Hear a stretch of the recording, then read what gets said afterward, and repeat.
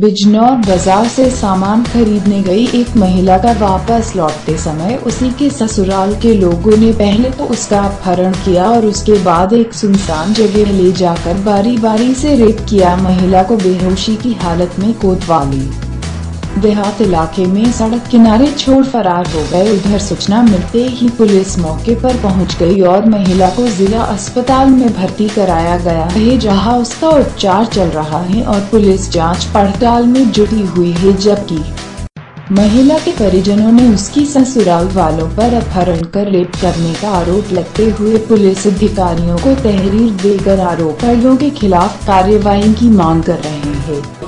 लड़की है आयशा, ये कल इतवार के बाजार से सुबह के 8 बजे कपड़ा खरीदने गई और 12 बजे तक घर पे इंतजार देखी। ये घर पे नहीं पहुंची। हमने सारा शहर छान मारा। इतवार कोतवाली देहात रोड पे पड़ी हुई है।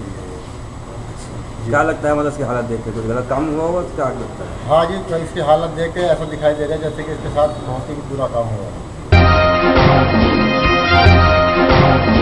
मुजफ्फरनगर 25 जुलाई 2017। जिलाधिकारी GS प्रियदर्शी ने कहा कि जनपद ममकृषकों को फसली ऋण मोचन के अंतर्गत डाटा फीडिंग का कार्य तेजी के साथ कराया जा रहा है और आज फीडिंग कार्य पूर्ण करा लिया जाएगा। अभी तक 96% डाटा फीडिंग का कार्य पूर्ण कर लिया गया है। इसके अतिरिक्त 29% आधार कार्ड फीडिंग भी कर लिया गया। जिलाधिकारी ने बताया कि मुजफ्फरनगर की प्रदेश में डाटा फीडिंग में 30वां बैंक है। जिलाधिकारी ने कैनरा बैंक द्वारा 82% एवं यूनियन बैंक द्वारा 91% ही डाटा फीडिंग होने पर असंतोष व्यक्त किया। उन्होंने कहा कि आज हर हालत में दोनों बैंकों द्वारा डाटा फीडिंग का कार्य पूर्ण कर उन्हें अवगत कराएं। प्रतापगढ़ पट्टी कोतवाली अंतर्गत पहाड़ मुरारपुर गांव में रविवार सुबह 10 बजे कोचिंग से लौट रहे छात्र को गांव के पास ईंट से कूचकर मार डाला गया। छात्र अपना दल नेता व स्कूल संचालक बांकेलाल पटेल का बेटा था। बांकेलाल का इलाके में ही रिमलपुर दिशनी गाँव में लघु माध्यमिक विद्यालय है। रविवार सुबह बांकेलाल का इकलौता बेटा सूरज पटेल उम्र 14 वर्ष कक्षा 9 की पढ़ाई के लिए अपने ही विद्यालय में कोचिंग पढ़ने गया था। वह करीब 9 बजे साथी छात्र के साथ पैदल घर लौट रहा था। गांव के पास जंगल की ओर से लगभग 10 बजे साथी छात्र शोर मचाते हुए गांव में पहुंचा और बताया कि सूरज की कुछ युवकों ने ईंट पत्थर से कूचकर हत्या कर दी। इसने बांकेलाल व उसके बेटे के शव को जबरन गाड़ी में रखा और पोस्टमार्टम के लिए जिला अस्पताल रवाना हो गए। हाल पुलिस मृतक छात्र के साथी को हिरासत में लेकर पूछताछ कर रही है।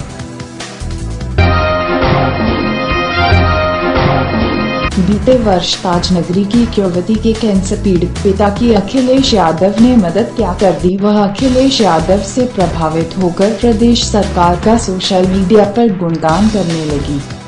ये बात सपा की एक महिला मित्री और SP प्रदेश प्रवक्ता पंकड़ी पाठक को नागवार गुजरी और उसने चिकल जूही प्रकाश को नीचा दिखाने का षड्यंत्र रच दिया। अपने मित्र से फेसबुक पर जूही प्रकाश के खिलाफ चारित्र जाति सूचक अभद्र गंदी पोस्ट अपलोड करा दी। यही नहीं, व्हाट्सएप के टीम स्पॉट अखिलेश ग्रुप में भी जूही प्रकाश के खिलाफ अभद्र और गंदा लिखा गया। इस मामले की जूही प्रकाश ने SP सिटी से शिकायत की है। SP सिटी ने कहा है कि मामले की जांच कर रहे हैं। जांच कर आगे की कार्रवाई की जाएगी। ये जो प्रकरण आया है, इस मामले में एक अभियोग पंजीकृत हुआ है, जिसमें ये वाकया है कि फेसबुक के माध्यम से डिफेम करने की कोशिश की गई है। उनके फ़ोन नंबर को पब्लिक प्लेस पर गलत तरीके से पोस्ट किया गया है, गलत मैसेज डाल के। इन सारी ही चीज़ों के संबंध में मुकदमा दर्ज कर लिया गया है। जांच शुरू हो गई है। आगे की जो भी कार्रवाई होगी वो फैक्ट बेस्ड होगी। मुजफ्फरनगर 24 जुलाई 2017। सचिव व्यवसायिक शिक्षा, कौशल विकास और तकनीकी शिक्षा श्री भुवनेश कुमार ने कहा कि दिनांक 1 जुलाई 2017 से पूरे देश में एक साथ GST लागू किया जाना प्रधानमंत्री जी का ऐतिहासिक कदम है। उन्होंने कहा कि GST एक राष्ट्रीय कर एक बाजार के सिद्धांत के आधार पर आधारित है। उन्होंने कहा कि जीएसटी व्यापारियों, किसानों, उपभोक्ताओं तथा आम जन के हित में है। उन्होंने कहा कि केंद्र व राज्य सरकार के टैक्स विभागों के अधिकारी छोटी छोटी कमियों पर व्यापारियों को नोटिस जारी कर दिया करते थे, जिसके कारण व्यापारियों एवं उद्यमियों को सरकारी विभागों को चक्कर लगाने पड़ते थे। इससे उनका समय एवं धन अनावश्यक तौर से खर्च होता था। उन्होंने कहा कि अब जीएसटी व्यवस्था में समस्त कार्य ऑनलाइन हो गए हैं।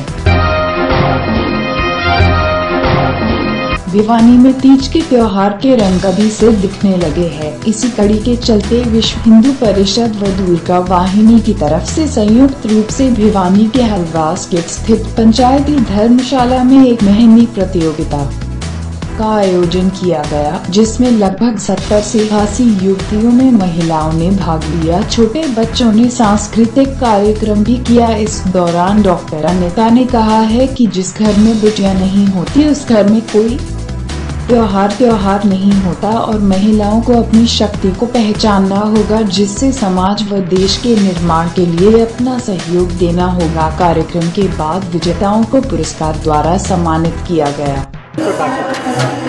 ये विश्व हिंदू परिषद की तरफ से जो प्रयास किया जा रहा है ये बहुत ही सराहनीय है। देखिए, इससे बड़ा बेटी बचाओ का संदेश और क्या दे सकते हैं कि अगर आपको किसी तीज त्योहार को सेलिब्रेट करना है तो आपको सबसे पहले घर में बेटी और बहू की ज़रूरत पड़ेगी। और बेटी और बहू का क्या महत्व है, क्या त्योहार इनके बिना नहीं मनाया जा सकता, वो सब बातें यहाँ बताई जाएंगी।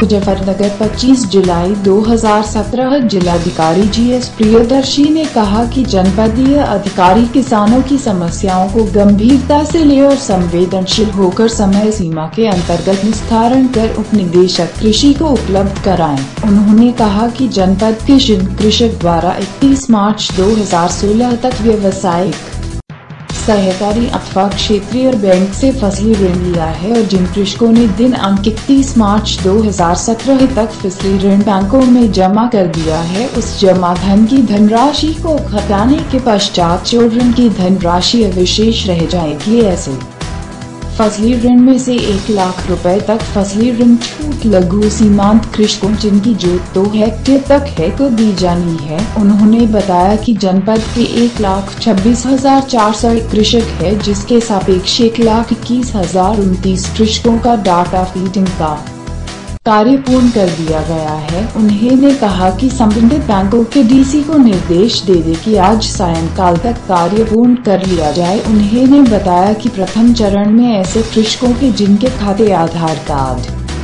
से लिंक है वे लाभान्वित होंगे। उन्होंने डीसीओ को किसानों को बकाया गन्ना भुगतान तेजी से कराए जाने के निर्देश दिए।